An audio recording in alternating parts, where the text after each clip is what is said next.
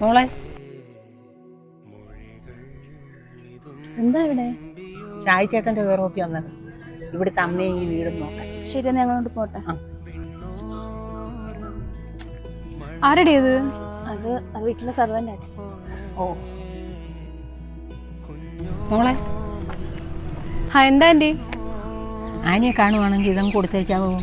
ആ, ഇതെന്താടി? ഞാനിപ്പോ അതുവഴി വന്നപ്പോ നിന്റെ അമ്മ എന്ന് വിട്ടതാ. നീ എന്നെ തുറന്നു നോക്ക് എന്താന്ന്. പിന്നെ എനിക്കിങ്ങനെ മനസ്സിലായ എന്റെ അമ്മയാന്ന്. നിർമ്മലേച്ചി, ആരാത്? എന്റെ മോളെ കൂട്ടുകാരിയാണ്. നമുക്ക് വേണ്ടി കഷ്ടപ്പെടുന്ന നമ്മുടെ അച്ഛനമ്മമാർക്ക് വേണ്ടി നമുക്ക് ചെയ്യാൻ പറ്റുന്ന ഒരേ ഒരു കാര്യം അതവരെ അവഗണിക്കാതിരിക്കുക എന്നുള്ളതാണ്. അവരെ മനസ്സിലാക്കേണ്ടതേ നമ്മളാ.